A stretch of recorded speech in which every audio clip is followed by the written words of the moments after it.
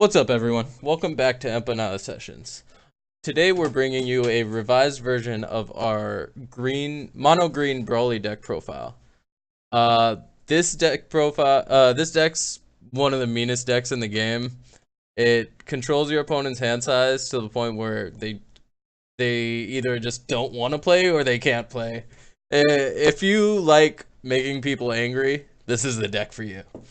Uh, our leader is Broly. He has a permanent ability where he cannot attack battle cards, which isn't bad. We're usually attacking the leader, so we don't really care about that. Um, and he has an auto ability where when he attacks, both players have to discard a card from their hand. So in a game that's so contingent upon having steady hand size and making sure you have the necessary resources to deal with what's going down, being able to knock cards out of your opponent's hand at will is amazing. And notice I said your opponent's hand, because while Broly does say both players, we have a way around that. Before we get into the deck, we'll cover the awaken side. Obviously, when you hit 4 life or less, you awaken. You can awaken, and the awakened Broly has the same permanent ability. It's unable to attack battle cards. But when it attacks, not only do you both have to discard one, but you both have to send one of your one of your active battle cards that you spend energy to get out. Like, one of those guys has to go to the discard pile. So if your opponent's only bringing out big guys, this guy is just getting rid of them for free. Um, so yeah, that's our leader. Super powerful. And let's get into the deck and the playstyle a little bit. For your turn 1 play, ideally you're going to draw into Brawly's Ring, which is our way around the leader ability. Brawly's Ring is the only field card in the game presently, and it's a one cost drop. It says that when your Brawly attacks, your hand is unaffected by it. So you will still have to discard your battle card for the awakened one, but you're never gonna once this is out, you're never gonna have to discard cards from your hand for Broly's ability, and that's gonna guarantee that you're at an advantage over your opponent in terms of hand size.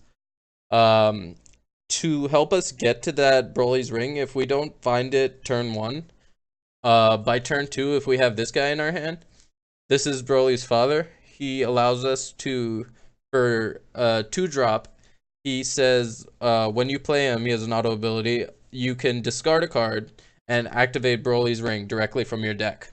So we have 8 ways to get to this one card that we kind of need to win. So it's important that we run the maximum amount of ways to get to it. So yeah, that's your turn 1, turn 2, more or less. The other thing you're going to be doing turn 1, ideally, is using this Broly, Dawn of the Rampage. Now, this is the 1-drop Broly. He has the auto ability that allows you to look at the top 7 cards and grab a Broly. So, the advantage of him, obviously, is that you're refilling your hand. You're putting down a card and grabbing a card to replace it, so you're not hurting your hand size at all.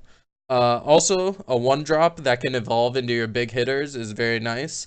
So, like, you can just leave him there, let people forget about him, and then turn 5, slap down a big Broly and win the game. Also, free combo for 5,000, as most of these 1-costs are, so that's nice in itself. To complement the Broly and to make sure that turn 1, turn 2, turn 3, we're not really wasting energy, we're running a small Trunks line. We're running the 4 Slasher Trunks. He's a 1-drop 10,000. So the hierarchy in the game goes like 1-drops are usually 5,000, like the Broly. 2-drops are usually 10,000. 3s are usually 15. But this guy's a 1-drop 10,000, and he has the same stipulation as your leader, where you're unable to attack battle cards with him. So he's a great way, combined with your leader, to just continuously put pressure on their leader from turn 1. That's pretty much all I got to say about him, other than he evolves into very useful Trunks later on that we'll get to in a second. Another turn 2, turn 3 option is the Overflowing Bio Warrior Army. Now that is a mouthful. When this card's placed in the drop area from your battle area, if your leader card is Broly, obviously it is, you can discard a card and bring it back. So that's how we get around the Awakened skill, is we have him in our battle area. When he dies, we just discard a card and keep bringing him back, and we don't have to spend energy just to keep our field state in a good place. So you're starting to see a little bit how the deck likes to play. The Broly's Ring and the Bio Warrior Army allow you to kind of play around the drawbacks of your own leader and make it as powerful as possible. Other attackers that we have available to us, this is a turn 3, turn 4 attacker that has synergy with the deck. Energy Power Gotenks. His auto ability is when he attacks a leader, your opponent has to immediately discard a card.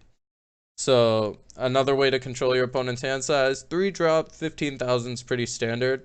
We only run 3 of him, but he's also a free 5,000 combo at worst, so he's good to have. We're running 3 of the Implaceable Trunks. Now, he evolves from Slasher Trunks for only 3 energy, so you can get him out turn 3. And he has Double Strike and Revenge. So Double Strike means he does 2 damage instead of 1 when he attacks the leader. And Revenge means when an opponent's battle card kills him, they die as well. So he's 15,000. Your opponent's probably using at least a 15-20,000 card to get rid of this. That card is going to die. And not only does he have all of that, that's not the reason we play him. Finally, his auto ability states that when you evolve into him, you get to grab any 2 cards from your discard pile and put them in your hand. So the amount of just like fixing your hand that you get to do with that is really cool and contributes a lot to the way the deck plays, especially if you have to discard off Broly's Ring early because you didn't, or off of Broly's ability early because you didn't get Broly's Ring. He can help you come back and win the hand size war for the final turn. That combo battle that always goes down. Moving on, we have 2 Furious Yell Vegeta. He's not essential to the deck, but he's very important in that he allows you to awaken yourself. So there's decks like Blue Vegeta, there's decks like Frieza that will not allow you to awaken. They'll keep you at 6 or 5 life and go for game in 1 turn. This is to prevent that from happening and to make sure that you get to use the good Broly and not be stuck on the little Broly. He has Double Strike. He's a 4-drop 20,000, and he has an ability that you can activate during your main that says you discard 1 of your life and choose 1 of your opponent's battle cards and KO it. So very nice way to just have like spot removal. You have a troublesome Megetta or something like that can't be destroyed by battle. It's a good way to get around that. Very good card at 2. I could even consider upping it to 3 and cutting this next one down to 2. This is Raging Attacker Vegeta. He's a 4-drop double striker for 20,000, and he's got a funky little stipulation in his effect that says he's a counter attack card. That means you're allowed to play him when your opponent declares an attack. So when you play this card from your hand, you choose 1 of your opponent's cards with an energy cost of 4 or less and KO it. So the ideal play with this is you wait until your opponent spends a bunch of energy to bring out their like strong attacker guy on turn 3, turn 4, depending on what they're playing. And then you drop this guy as they're attacking. They wasted all their energy already, and you're killing the guy that they were trying to do damage with. So he's very good for that. Good at 3. Could be at 2, but I like him at 3. Then we have our free combo 10,000, draw 1 if you're 4 or less. Every deck's playing 4 of those. Too good not to. Another great combo card we have is this Goten. For a 1 energy 5,000 combo, you may ask, like, what's the point? but his ability is amazing. When you combo with him, you get to choose one of your opponent's battle cards with 3 or less and KO it. So this deck actually excels against red decks that like to spam Kaba and hit, yellow decks that like to spam Ginyu members and Apple and whatever the other dude's name is. We're really good at like controlling the field and making our opponent struggle for resources, and that's really our win condition, is just make them struggle for resources until they have an empty hand and we're able to go for game. To help us achieve that empty hand, we have our main attackers. Let's move Broly over here. So Broly can evolve either into the Rampaging Lifeform Bio Broly. Now this is a 5-drop, 4 for the evolved double striker. But when you evolve into him, your opponent chooses 2 cards from their hand and discards them. So ideally you're playing this when they have 2 or 3 cards in hand, so you can knock one out with this guy and the other 2 out with this, and then they have nothing to combo with. The other one we run at 3 as well is the Rampaging Horror. He says that you pick 2 random cards, and rather than being a 5-drop 20, he's a 6-drop 30 that evolves for 5. So we have 2 options for turn 5 and turn 6 to really just blow our opponents out of the water. And that is your win condition, more or less, is making sure that around turn 5, turn 6, your opponent doesn't have more than 3 or 4 cards in hand, because you want to knock out pretty much everything as you're going for game.